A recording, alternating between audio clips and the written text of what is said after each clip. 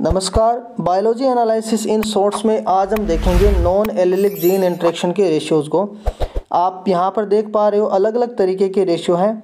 इससे related exam में question पूछे जाते हैं और आप इन रेशियो को एक बार ट्रिक से समझ लोगे तो इनके क्वेश्चन को अच्छी तरीके से कर पाओगे।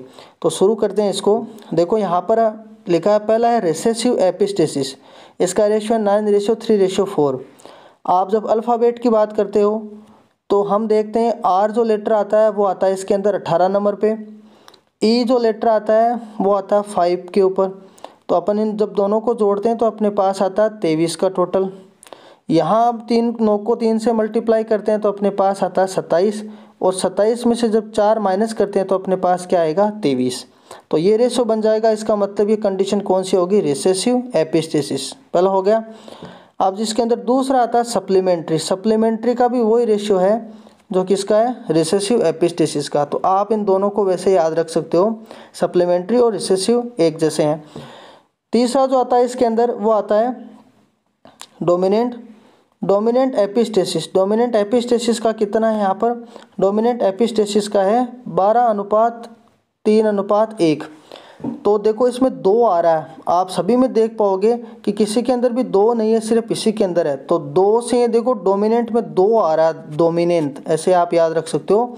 तो ये डोमिनेंट का 2 है, तो इसका रेशियो आपको याद रख लेना है 12:3:1। ऑप्शंस के अंदर आएगा तो आप अच्छी तरीके से कर दोगे।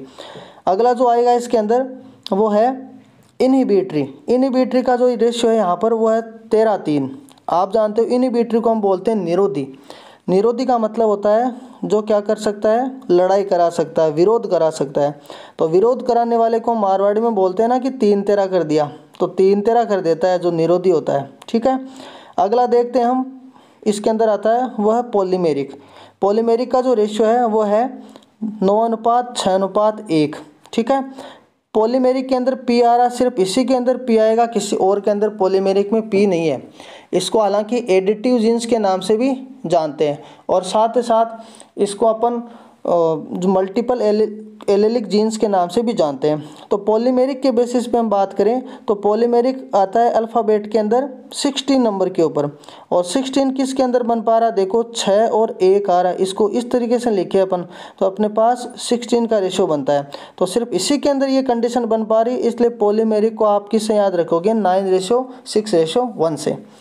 आगे देखो इसके अंदर आता है वो है डुप्लीकेट। डुप्लीकेट सबसे अलग है। देखो 15:1, सिर्फ इसी के अंदर ये मिल रहा है 15:1, और सबसे ज़्यादा हो रहा है। देखो डुप्लीकेट होता बढ़ता बढ़ता कितने पे चला गया, 15 के ऊपर चला गया। तो 15:1 अपन को मिलेगा डुप्लीकेट के अंदर। फिर लास्ट जो बचता है अपने पास वो बनता है देखो कॉम्प्लीमेंट्री। कॉम्प्लीमेंट्री का जो रेशियो है वो है 9:7। तो कॉम्प्लीमेंट्री को हम क्या बोलते हैं, जो साथ साथ चलता है, पूरक होता है। और 7 आ रहा है इसके अंदर, सिर्फ इसी के अंदर आता है। तो 7 आप याद रख लेना कि ये कॉम्प्लीमेंट्री का हो गया। इस तरीके से इस वीडियो में हमने देखा कि ये किस तरीके से इन रेशियो को अपन याद करें। आई होप ये अच्छी तरीके से आपको क्लियर हुआ होगा। धन्यवाद।